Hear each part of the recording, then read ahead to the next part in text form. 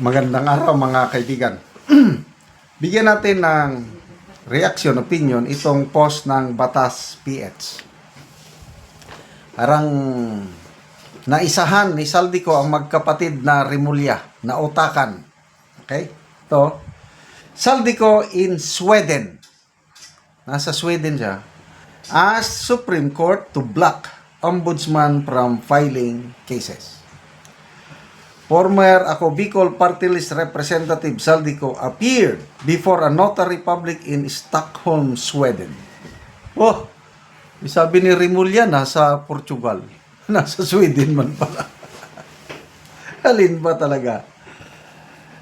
Stockholm, Sweden earlier this month seeking the Supreme Court to issue a temporary restraining order or TRO to block the Office of the Ombudsman from implementing its resolution that included him for flood control related charges. In a copy of the petition obtained by Batas PH, Ko claimed that the Ombudsman did not properly inform him of the charges and prevented his lawyers from accessing case documents. Now, dito tayo comment mamaya. May due process ba? Wala.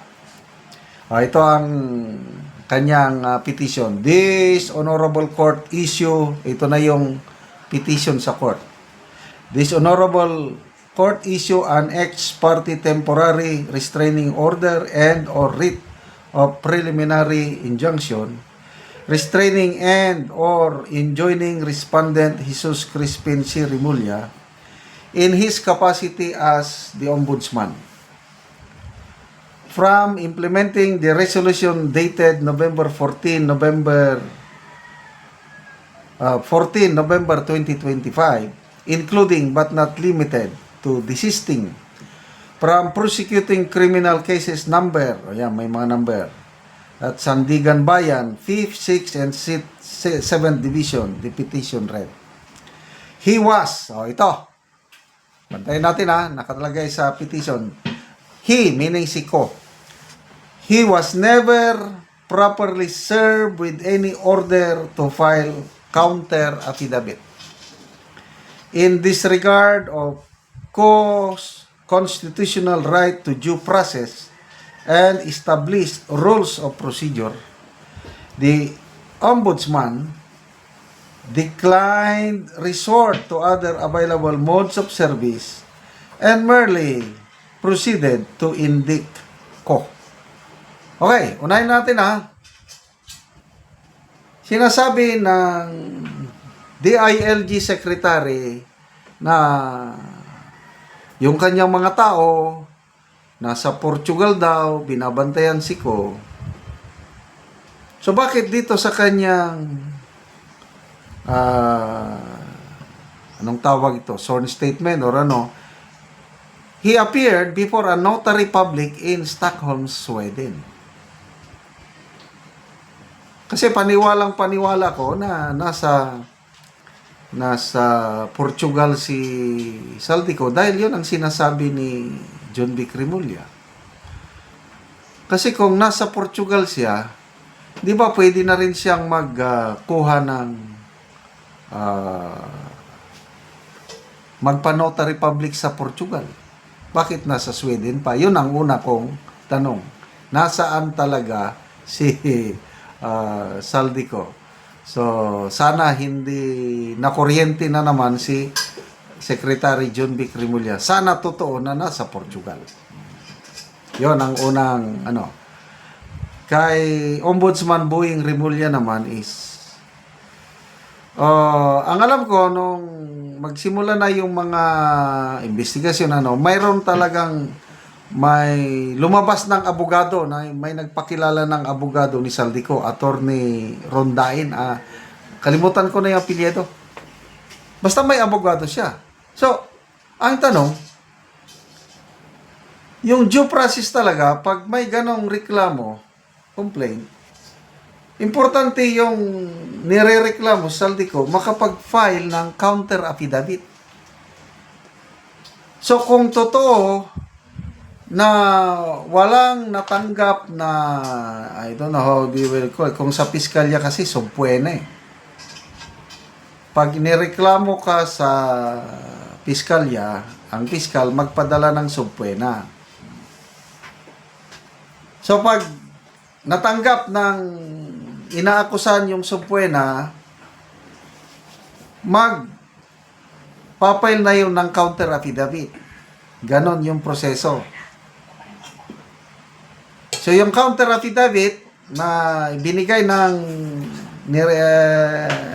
akusado, i-furnish doon sa nagreklamo. Ang nagreklamo, mag-counter reply siya. Ganon. Sasagot. Itong inakusahan, mag-reply na naman siya. Bago desisyonan ng piskalya kung may probable cause o wala. Yun, due process yun. Pag nakita ng piskal na may due process ito, may probable cause, kaya isasampa na sa korte. So kung totoo itong sinasabi ni Saldico na hindi siya nabigyan ng order, so pwede ba whatsoever to file a counter affidavit, ay delikado. Malaking violation yan sa due process. Baka lang I might be wrong, baka matatalo ang ombudsman sa Supreme Court. Napaka-stricto ang Supreme Court pagdating sa due process.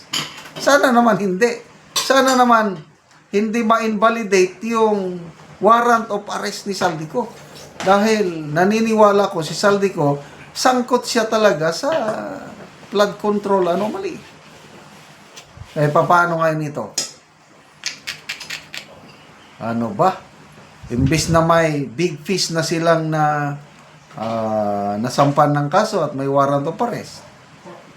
Hindi, kung totoong na hindi na bigyan ng due process Saldico, most likely, opinion ko lang, mag-i-issue ng ombudsman ng temporary restraining order, ay di, wala, back to zero. Sana naman huwag. So, good luck, Mr. Saldico. Kahit na meron kang sinabi noon, medyo bitin yung sinabi mo.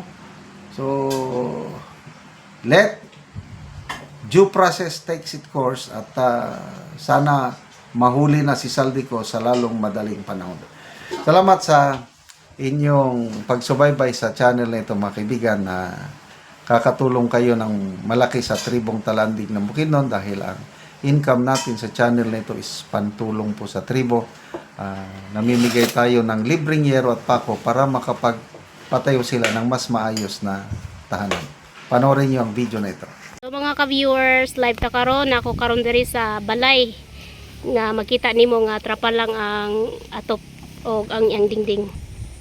So mo na gid ang hitsura sa ilang balay, trapal, ang dingding o ang atop.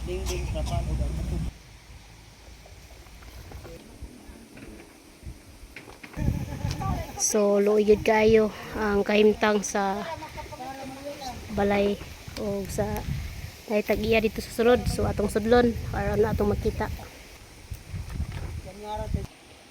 So atong tanawon si ante. Ayo. Oy. Mayong puntag te. So mo ni ang kahimtang nila ante diri sa sulod. So trapa lang ang ilang atop o apil pod ang ilang dingding. So trapa lang pod ang ilang dingding. So kung muulan, ulanan gid kay sila. So mao pod na ang ilang lutuanan, ilang abuhan. So makita gid nimo nga luoy gid sila. So pila na ni katuig ang inyong balay ante nga sa inyong pagpuyo diri sa inyong balay?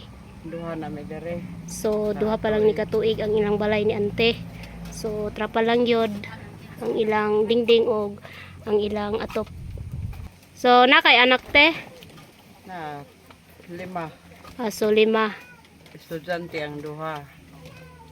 So pila na day mong edad te? 41. So 41 na si ante. So asay mong bana day ante? Nakawa lagi. Naglakaw. Wala. Nangita siya upang ginabuhian. So si ante 5 kabuki ang anak ug mo na ilang balay. So subscribe ta mga ka-viewers ug salamat. Mat kay sa Ginoo nga naara gyud nakadumdum sa among balay na imo. Oo nga matabangan mo. Kuan. Sige ante. Kung saan ang paningkamot. Wa Oo. gyud nga ana ra gyud among payag balay. Sige ante, salamat.